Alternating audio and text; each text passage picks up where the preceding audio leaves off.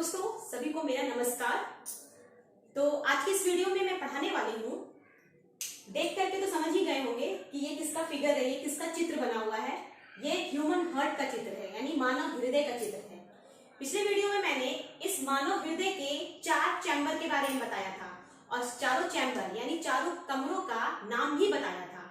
लेकिन आज के इस वीडियो में हम लोग जानेंगे कि ये चारों कमरा जो है, यानी ये 1, 2, 3, 4, ये चारों कमरा का क्या रोल होता है और हमारा हार्ट यानी हमारा हृदय कैसे काम करता है। आज का क्वेश्चन है कि हमारा हृदय कैसे काम करता है, हृदय कैसे काम करता है, कैसे काम करता है। तो ये सोचने वाली बात है, ये प्रश्न है, ये सोचने वाली बात है कि हमारा हृदय कैसे काम करता है। हृदय के बारे में हम लोग जान रहे हैं कि हमारे बॉडी में हार्ट है, ठीक है, और हमने ये भी जाना कि इसमें कितने चैम्बर होते हैं। नंबर ऑफ चैम्बर यानी चैम्बर की संख्या, कमरों की संख्या 4 होती है और उन चारों कमरों की संख्या के बारे में मैंने पिछले वीडियो में बता दिया था। अगर जो स्टूडेंट या जो भी फ्रेंड्स वीडियो को नहीं देखे हैं तो आप पिछले वाले वीडियो को देख लीजिएगा। तो आप वीडियो को रेगुलर देखिए। ऐसे फ्रेंड्स, ऐसे स्टूडेंट्स जो वीडियो को रेगुलर देख रहे हैं उसी को ये वीडियो समझ में आएगा। और बहुत सारे स्टूडेंट्स या फ्रेंड्स क्या करते हैं, दोस्त क्या करते हैं, वीडियो को देखते देखते स्किप कर देते हैं, छोड़ देते हैं। वीडियो को पूरी देखना है, पूरी देखेंगे तभी समझ में आएगा। लास्ट में रिजल्ट क्या आएगा तभी समझ में आता है, बीच में देखने से समझ में नहीं आता है। आप किसी टॉपिक को पढ़ लीजिए या फिल्म भी देखते हैं या सीरियल भी देखते हैं, अगर डायरेक्ट बीच में आ जाओगे तो समझ में नहीं आएगा, लेकिन शुरू से लेके अंत तक देखोगे तो समझ में आएगा। तो जस्ट लाइक पढ़ाई को भी वैसे ही करनी है, शुरू से लेके अंत तक देखनी है, ठीक है। और ज्यादा से ज्यादा वीडियो को स्प्रेड कीजिए। सब्सक्राइब तो आपके ऊपर डिपेंड करता है, अगर आपको वीडियो अच्छी लगती है, चैनल अच्छी लगती है तो सब्सक्राइब कीजिए, नहीं तो आप क्या कीजिए, वीडियो को स्प्रेड कर दीजिए, जितना हो सके स्प्रेड फैला दीजिए वीडियो को, ठीक है। तो टाइम को हम लोग वेस्ट ना करते हुए हम लोग चलते हैं वीडियो की ओर। और ये जो आप डायग्राम देख रहे हैं, ये चित्र देख रहे हैं, ये ह्यूमन हार्ट का चित्र है, यानी मानव हृदय का चित्र है। तो हम लोग एक एक करके पढ़ेंगे कि इस मानव हृदय को हम कैसे समझ सकते हैं और ये हम कैसे काम करता है, कैसे फंक्शन करता है। तो फंक्शन करने का क्या तरीका है हम लोग समझेंगे, ठीक है। तो हमारा हृदय कैसे काम करता है, तो सबसे पहले हम लोग जानेंगे कि हमारे हृदय में हमने आपको बताया था 4 चैम्बर। 4 चैम्बर कौन कौन है, ये चित्र देख के आप समझिए, चित्र को ध्यान से देखिएगा, जो पढ़ाएंगे ध्यान से देखिएगा। ये पहला चैम्बर है, 1, 2, 3, 4, 1, 2, 3, 4, ये चारों चैम्बर है। इस चारों चैम्बर का क्या नाम है मैंने पहले ही बता दिया है, एक बार मैं फिर से लिख देती हूं। इस चैम्बर का नाम है दायां अलिंद, दायां अलिंद यानी कि राइट एट्रियम। मैं शॉर्टकट में लिख देती हूँ, हिंदी लिख देती हूँ और इंग्लिश में शॉर्टकट लिख देती हूँ, ठीक है। ये हो गया राइट एट्रियम। दूसरा, नीचे वाला पार्ट मैंने बताया था वेंट्रिकल है और ऊपर वाला पार्ट मैंने बताया था यानी अपर चैम्बर में ऊपरी सीरा, ऊपरी जो चैम्बर है, ऊपरी जो कमरा है उसको हम लोग एट्रियम के नाम से जानते हैं, ठीक है, यानी धमनी के नाम से जानते हैं, ठीक है। और नीचे वाला वेंट्रिकल यानी सीरा के नाम से जानते हैं। तो नीचे वाला जो है पहला, ये वाला, इसका क्या नाम है, इसका नाम है राइट वेंट्रिकल, यानी कि इसका ये है दाया निलय, इसको दाया निलय बोलते हैं। ये वाला हो गया लेफ्ट एट्रियम यानी कि बायां अलिंद, बायां अलिंद। और ये वाला चैम्बर का नाम हो गया लेफ्ट वेंट्रिकल यानी कि बायां निलय। यहां तक क्लियर है और मैंने क्लियर कर भी दिया था, ठीक है। अब हम लोग समझेंगे कि इसके अंदर ब्लड कहां से आता है, यानी खून कहां से आता है, रक्त कहां से आता है। तो सबसे पहले आपको जानना होगा कि हमारे हृदय में जो ब्लड पहले पहुंचता है तो वो जो ब्लड होता है ना, उस ब्लड में यानी उस खून में ऑक्सीजन नहीं होता है, बस इतना याद रखना, उसमें ऑक्सीजन नहीं होता है। तो वैसे ब्लड को हम लोग किस नाम से जानेंगे, डीऑक्सीजनेटेड ब्लड, यानी उसमें ब्लड में ऑक्सीजन नहीं होगा, ठीक है। तब तो उसके लिए कौन सी ट्यूब होगी, कौन सी नली होगी, क्योंकि किसी भी चीज को पार करने के लिए नली होती है यानी ट्यूब होती है। तो हार्ट में भी ट्यूब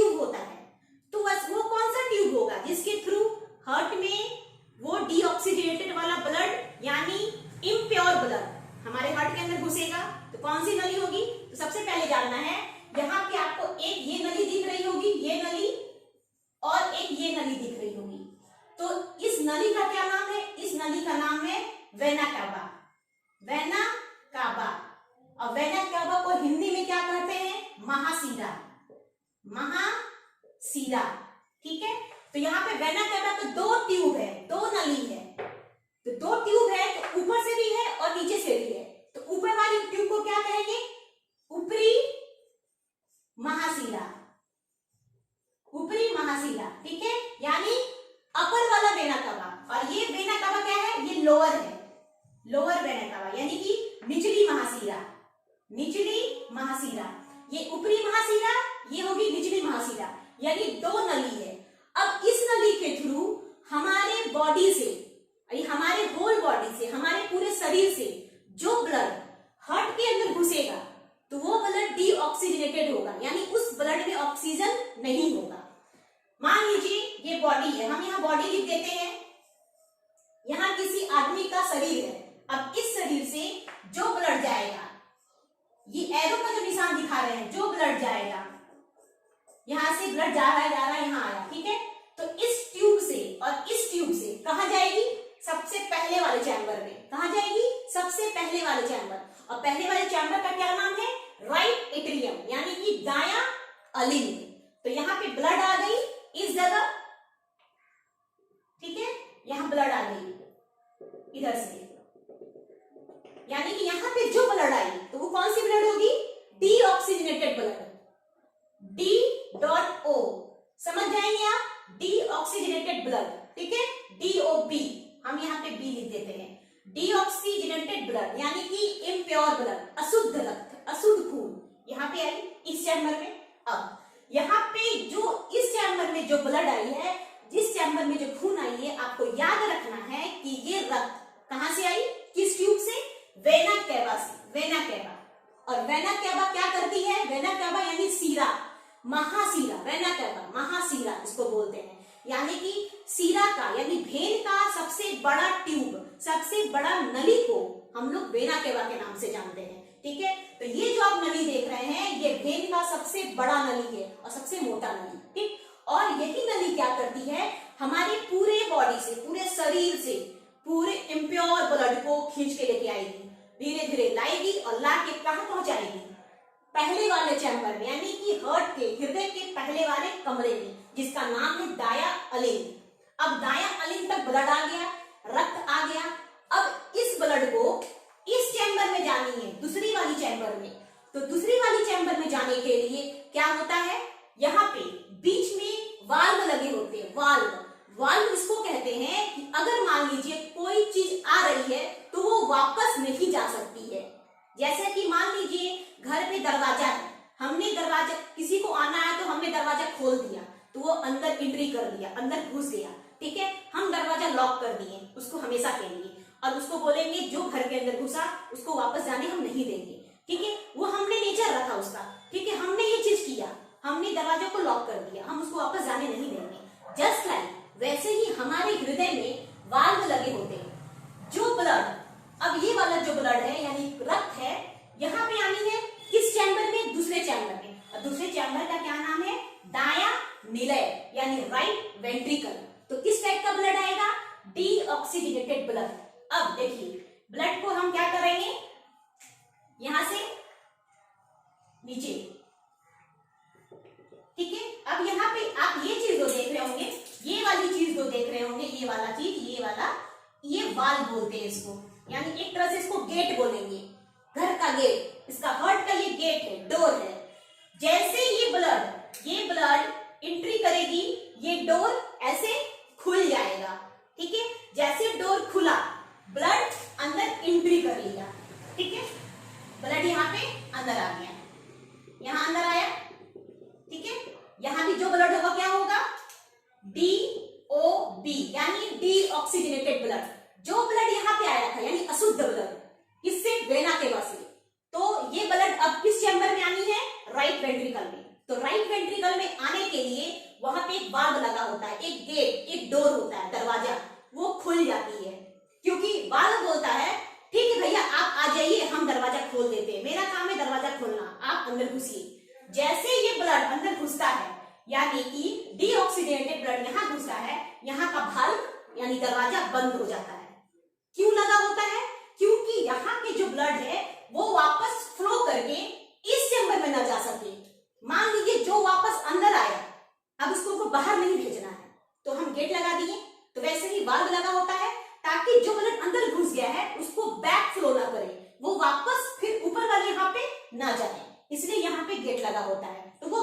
हो जाती है। जैसे यहाँ पे ब्लड यानी खून पहुंचता है, ब्लड यानी रक्त पहुंचता है, ठीक है। अब तो ये जो ब्लड है डीऑक्सीजनेटेड ब्लड है, यानी अशुद्ध रक्त है, इम्प्योर ब्लड है। हम सभी को पता है कि पहले हमारे हृदय में जो ब्लड आता है यानी जो रक्त आता है उसमें ऑक्सीजन नहीं होता है, लेकिन यहाँ पे हमारे ब्लड को ऑक्सीजन चाहिए, यानी इसे ऑक्सीजनेटेड होना जरूरी होगा, नहीं होगा तो भी काम नहीं चलेगा। अब क्या होगा, अब ये वाले चैम्बर क्या करेंगे, एक और ट्यूब से गुजरेंगे, यहां से यानी कि इस जगह से एक और नली निकली रहती है, यानी राइट वेंट्रिकल से एक और ट्यूब निकली रहती है, ये वाली ट्यूब, ठीक है, निकली रहती है यहां से। तो इस ट्यूब में भी क्या होता है, वाल्व लगा होता है। क्या लगा होता है, वाल्व यानी गेट, द डोर, ठीक है। अब ये ब्लड यहां से इस ट्यूब में जाएगी, इस ट्यूब में जाएगी, तो यहाँ का जो गेट है वो खुल जाएगा। अब ये ब्लड यहां से यहां घुस गई, ठीक है, यहां से यहां घुस गई। अब ये बाहर की ओर चली जाएगी। अब ये बाहर की ओर कहां जाएगी, तो फ्रेंड्स आपको यानी दोस्तों आपको ये बात समझना जरूरी है कि हमारे हार्ट में यानी हमारे हृदय में जो ब्लड आता है वो उसमें ऑक्सीजन नहीं होता है, लेकिन हार्ट में जो ब्लड आया उसको ऑक्सीजन लेना जरूरी है, यानी उस ब्लड को ऑक्सीजनेटेड होना जरूरी है, तभी तो वो हमारे बॉडी में वापस जाएगा।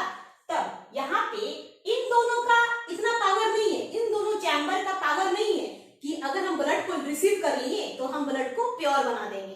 तब ये क्या करते हैं, इस ब्लड को यानी इम्प्योर ब्लड को किसी ऑर्गन में फेंकते हैं, और उस ऑर्गन का क्या नाम है, हमारे बॉडी में प्रेजेंट है, इसको लंग्स कहते हैं, ठीक है, यानी फुफ्फुस, हिंदी में फुफ्फुस बोलते हैं और इंग्लिश में लंग्स यानी फेफड़ा, फेफड़ा के नाम से जानते हैं। तब ये डीओपी यानी कि डीऑक्सीजनेटेड ब्लड वो किस ट्यूब से जाएगा, तो उस ट्यूब का क्या नाम है, पल्मोनरी आर्टरी, फुफ्फुस धमनियां, इसका नाम है, इस ट्यूब का नाम है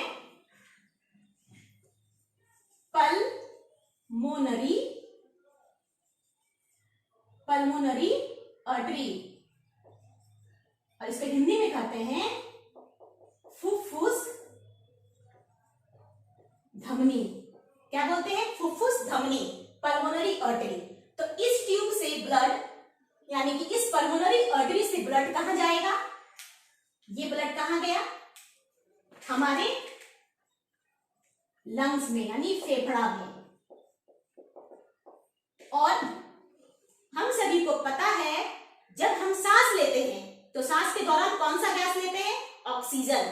तो वो ऑक्सीजन हमारे फेफड़े में जाके जमा होता है, तो वहां पे फेफड़े में तो एयर है यानी हवा है, तो हवा किस रूप में, ऑक्सीजन के रूप में।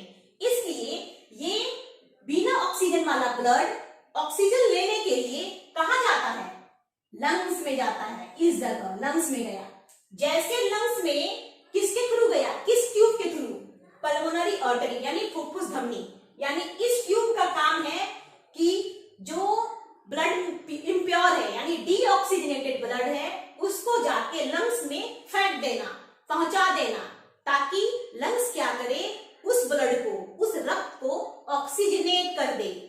ब्लड हमारे लंग्स में ऑक्सीजन है, तो ये वाला ब्लड में क्या मिल जाएगा, जैसे ये ब्लड आया यहाँ पे आया, तो वहां पे जैसे आता है तो लंग्स के पास क्या है, यहाँ पे ऑक्सीजन प्रेजेंट है, ऑक्सीजन, तो ये इसको ऑक्सीजन दे देता है, लंग्स उस ब्लड को ऑक्सीजन दे देता है। तो जैसे ऑक्सीजन देता है तो ये ब्लड क्या हो जाता है, O2, यानी इसमें DO हो जाता है,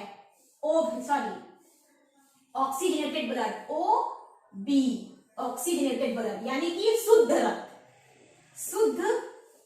रक्त, ठीक है, ऑक्सीजनेटेड ब्लड। शुद्ध मतलब प्योर, यानी ऐसा ब्लड, बस हमको याद रखना है आपको, ऐसा ब्लड जिसमें ऑक्सीजन हो वो प्योर ब्लड होता है यानी शुद्ध ब्लड होता है, और ऐसा ब्लड जिसमें ऑक्सीजन अब्सेंट हो, ऑक्सीजन ना हो, वो इम्प्योर ब्लड होता है, ठीक है। तो उसी इम्प्योर ब्लड को हम लोग दूसरे नाम से जानते हैं, डीऑक्सीजनेटेड ब्लड, और प्योर ब्लड को हम लोग ऑक्सीजनेटेड ब्लड के नाम से जानते हैं।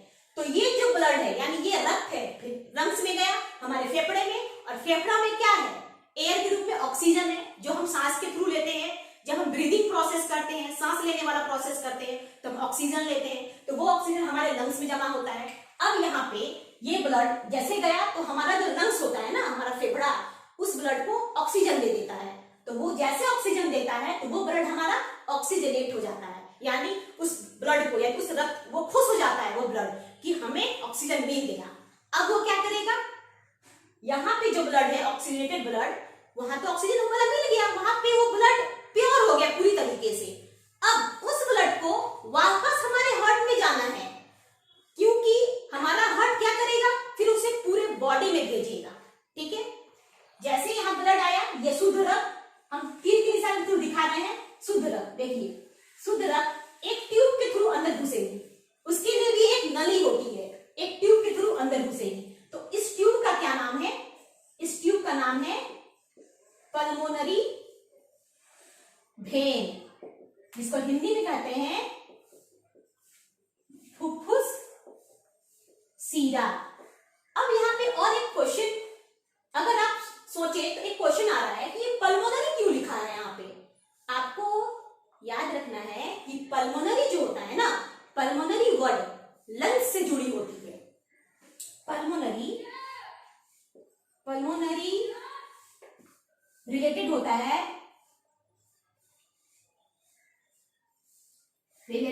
है, लंग्स से, होता है लंग्स से। ठीक है, अगर लंग्स की बात आती है, अगर वहां पल्मोनरी आ गया तो हमेशा आपको याद रखना है कि ये पल्मोनरी लंग्स से जुड़ी हुई है। क्यों, क्योंकि ये जो पल्मोनरी आर्टरी है उसका ट्यूब कहां जाके जाता है, कहां पे, लंग्स के पास जाता है। क्या लेने के लिए, ऑक्सीजन लेने के लिए, ताकि जो ब्लड है वो प्योर हो जाए। फिर वापस प्योर ब्लड को एक दूसरी ट्यूब से हृदय के अंदर आनी होती है, क्योंकि दूसरी ट्यूब का भी नाम क्या है, पल्मोनरी वेन, क्योंकि दूसरी ट्यूब भी हार्ट के साथ जुड़ी होती, सॉरी लंग्स के साथ जुड़ी होती है, तभी तो लंग्स उस दूसरी ट्यूब को प्योर ब्लड देगा।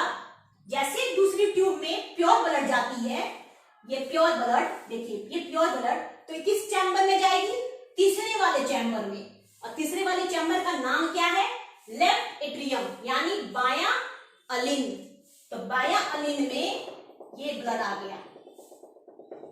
हम इस ब्लड को ब्लू कलर से साइन दे रहे हैं। ठीक है, इसमें मार्कर के अकॉर्डिंग देखिए ये कौन सा ब्लड हो गया, ऑक्सीजनेटेड ब्लड, ओबी, ऑक्सीजनेटेड ब्लड मतलब प्योर ब्लड, यहां आ गया इस चैम्बर में। अब इस चैम्बर में ब्लड आ गया, अब इस चैम्बर से ब्लड को, यानी रक्त को इस चैम्बर में जानी है, यानी चौथे वाले चैम्बर में जानी है।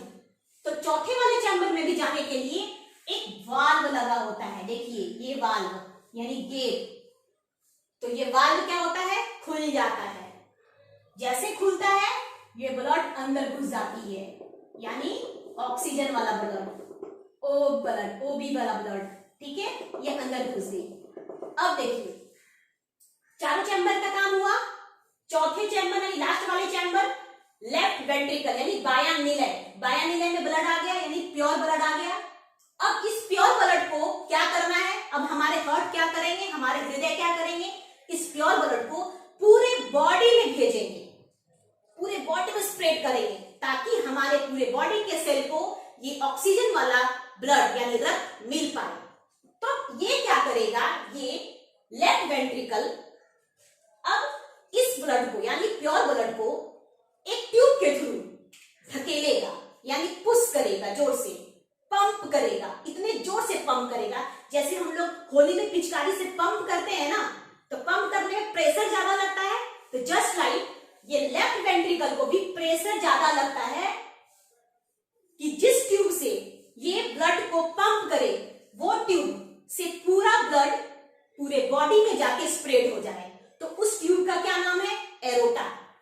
इस ट्यूब, ये वाले ट्यूब का नाम एरोटा, एरोटा, जिसको हम लोग हिंदी में बोलते हैं महाधमनी, महाधमनी। एरोटा को हिंदी में महाधमनी कहते हैं। और ये जो एरोटा है वो आर्टरी से आया है। आर्टरी मतलब धमनी, और धमनी का सबसे बड़ा ट्यूब, सबसे बड़ा नली, उसी को कहते हैं महाधमनी यानी एरोटा। ठीक है, अब ये ब्लड देखिए, ये ब्लड एक ट्यूब से फिर एरोटा में जाएगा। ये वेंट्रिकल क्या करेगा, लेफ्ट वेंट्रिकल इस ब्लड को इस ट्यूब में भेजेगा। इस ट्यूब में भेजने के लिए भी दो क्या होते हैं, यहाँ पे भी दो वाल्व लगे होते हैं, तो ये वाल्व खुल जाएगा। ये वाल्व आपको दिख रहा होगा, देखिए ये वाला वाल्व, ये खुल जाएगा। जैसे गेट खुलता है, ये ब्लड देखिए इस नली से, यहाँ पे इस नली से, ये नली जो है ना, इस नली से ये पूरे बॉडी में, देखिए हम यहाँ पे दिखा रहे हैं, पूरे बॉडी में, पूरे बॉडी में जाएगा, पूरे बॉडी में जाएगा। बस ध्यान दीजिएगा वीडियो में। ये एरोटा है, ये नली का नाम एरोटा है, ठीक है। अब एरोटा से कौन ब्लड गया, ऑक्सीजन वाला ब्लड गया, ठीक है। अब ये एरोटा यानी ये ट्यूब क्या करेगा, ये नली पूरे ऑक्सीजन वाला ब्लड को बॉडी में भेजेगा।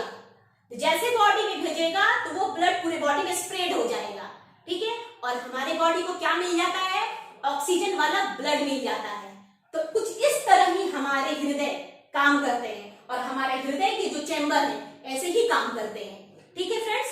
आपको याद रखनी है कि एरोटा को महाधमनी बोलते हैं, यानी कि धमनी का सबसे बड़ा नली ट्यूब एरोटा कहलाता है, और भेद का सबसे बड़ा ट्यूब वेना केवा कहलाता है। तो एक बात हमेशा याद रखिएगा, वेना केवा और एरोटा।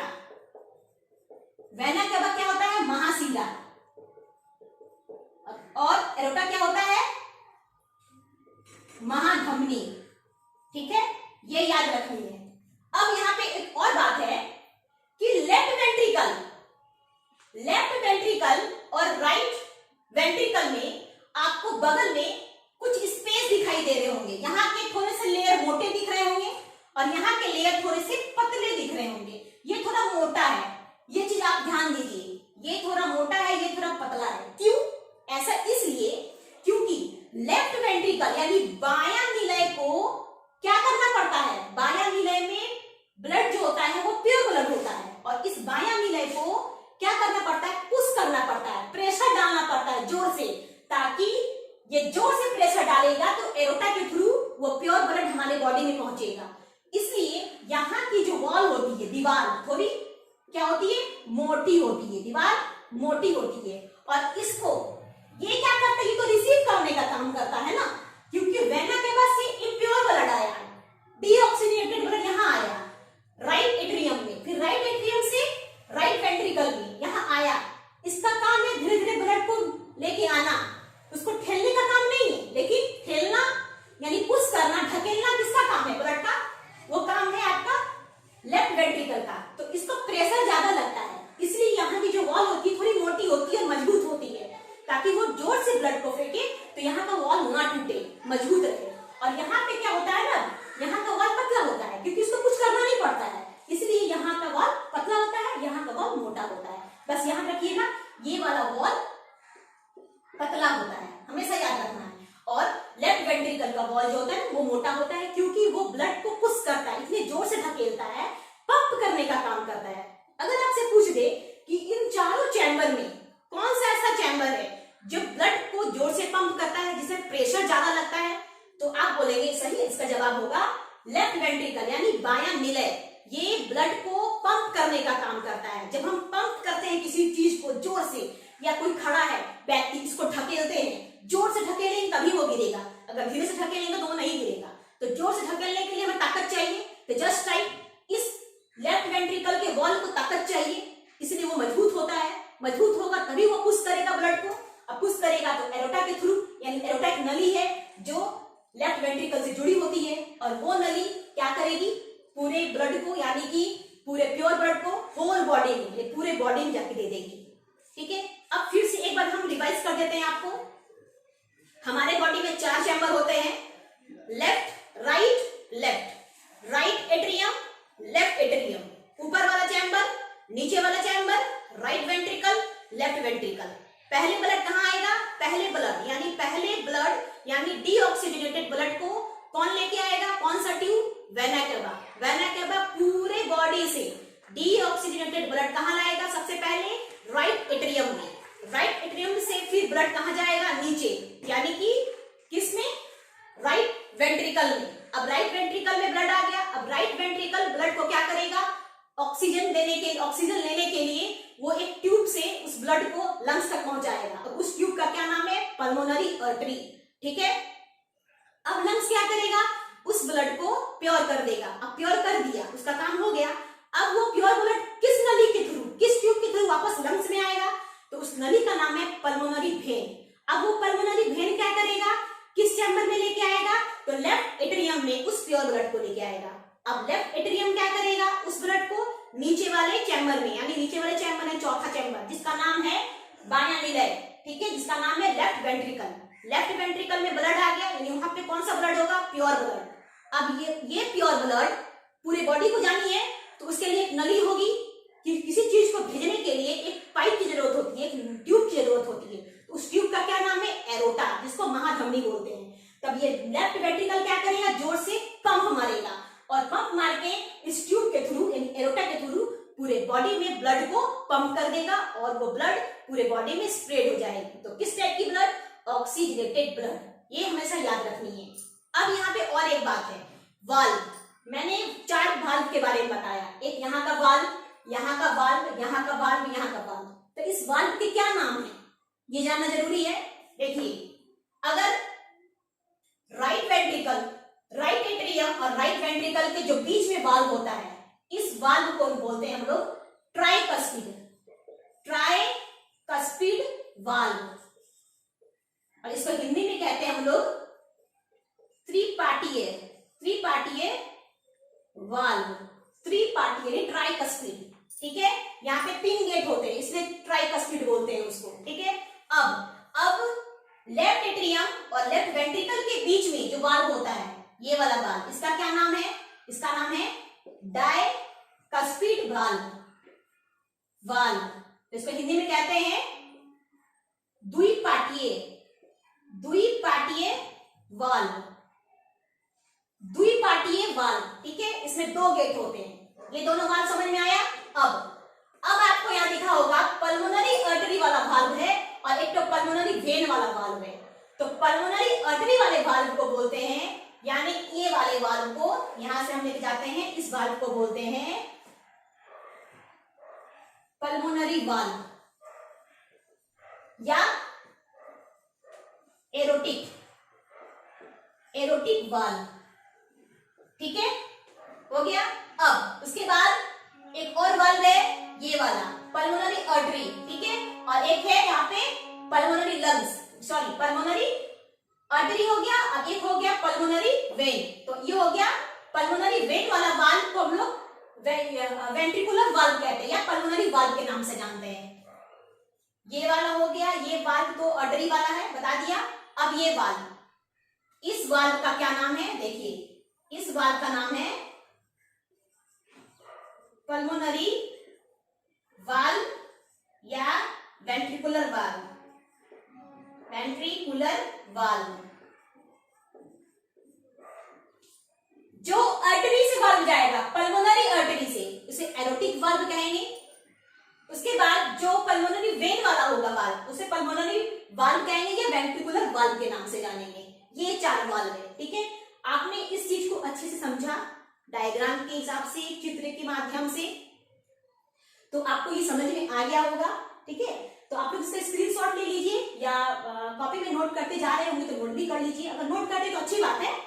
अब एक बात और है, अब ये 4 चैम्बर है, 4 चैम्बर आपस में न सटे, तो इसे बचाने के लिए उस चैम्बर के पास एक विभाजिका होती है, विभाजिका, जिसे हम लोग इंग्लिश में सेप्टम के नाम से जानते हैं। और इस विभाजिका को हम लोग कहां देख सकते हैं? ये वाले पार्ट में देखिए, इस पार्ट को विभाजिका बोलते हैं, विभाजिका, इंग्लिश में सेप्टम। विभाजिका यानी कि जो उसको विभाजित करके रखे, अलग करके रखे, डिवाइड करके रखे, ताकि चारों चैम्बर अलग अलग रहे, आपस में मिक्स ना हो। तो उसे रोकने के लिए हार्ट में एक सेप्टम लगा होता है। ठीक है, विभाजिका होती है जो चारों चैम्बर को एक दूसरे से अलग रखती है। ठीक है, ताकि ब्लड एक दूसरे से जाके ना मिले। ठीक है, और वाल्व भी होती है, यानी गेट, तो वाल्व का काम क्या होता है कि ब्लड एक बार आ गई तो वापस वो बैक फ्लो ना हो। मान लीजिए एक कमरे से दूसरे कमरे में ब्लड आया, तो दूसरे कमरे से ब्लड पहले वाले कमरे में नहीं जाना चाहिए, इसलिए वाल्व लगे होते हैं, यानी गेट होते हैं। तो यहाँ तक स्टूडेंट्स या फ्रेंड्स आप लोग क्लियर हैं, इस चीज को नोट कर लीजिए या स्क्रीनशॉट ले लीजिए। अब हम लोग अगले वीडियो में समझेंगे ब्लड सर्कुलेशन यानी रक्त परिसंचरण।